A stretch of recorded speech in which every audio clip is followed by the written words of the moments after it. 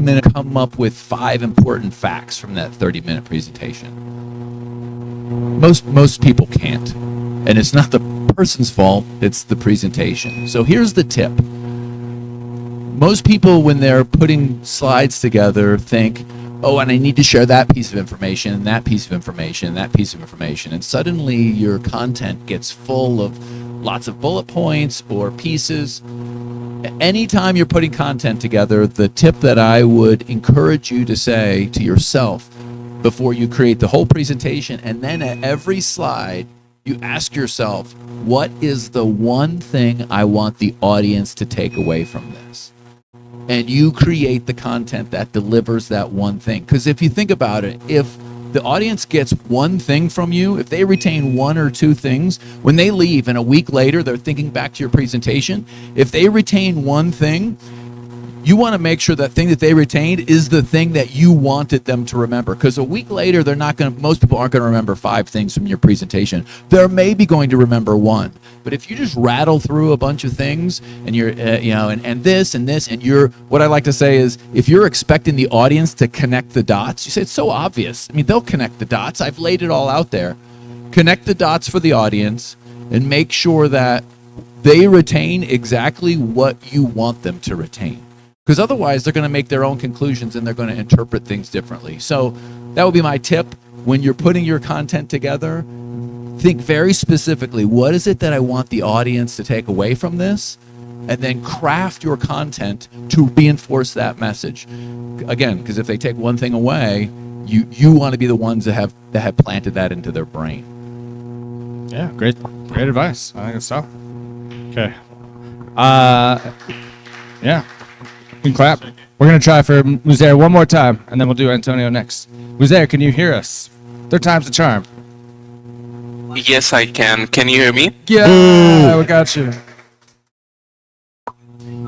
Yeah, finally.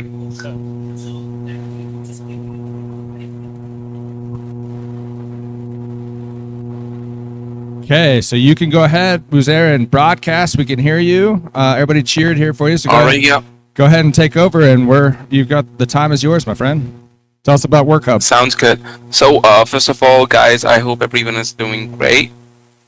And my name is Mazhar, and I'm from WorkHub. I'm one of the sales consultant at WorkHub. Can you still hear me better? We can hear you great. I don't see anything on your side. Yeah. Can?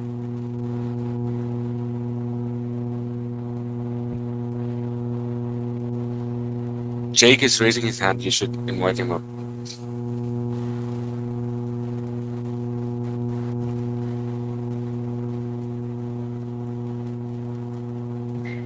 Yeah, so we can hear you just fine, but you're not going to be able to hear us unless you call us on the stage. All right, got it. Okay, then let me go ahead and present the platform to you guys, and then we can go ahead and you can ask any questions at any time. Okay? Sounds good.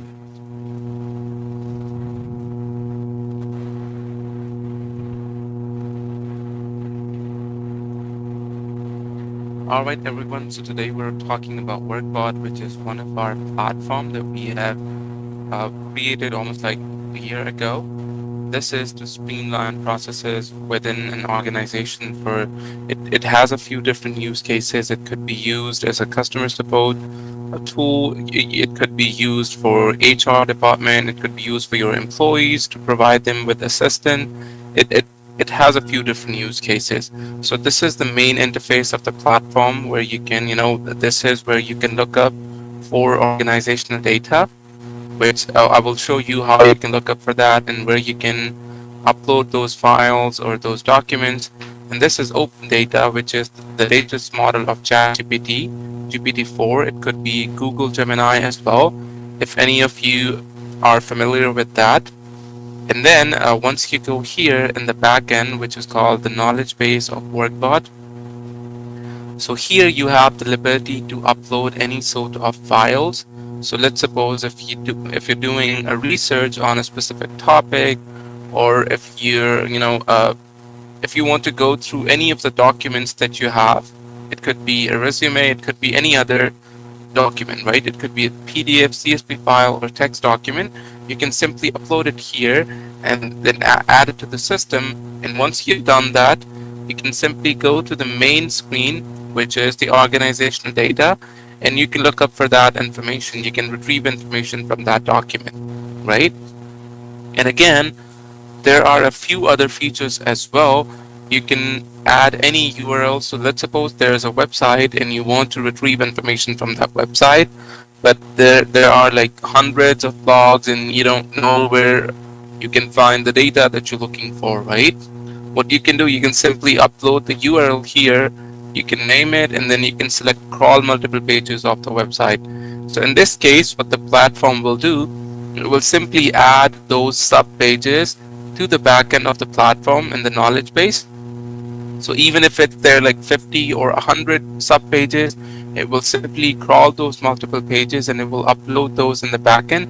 And then you can seamlessly search through and find information that you're looking for. And then we have the ability to integrate it with our current systems as well, which could be any of the CRM, any of the other data sources. It could be G Drive, SharePoint, OneDrive, Confluence, and any ticketing system, or maybe an HR system, AD system. Then the list goes on and on. So that we have integration with almost 150 plus platforms at the moment. And then again, we have another feature which is called to create multiple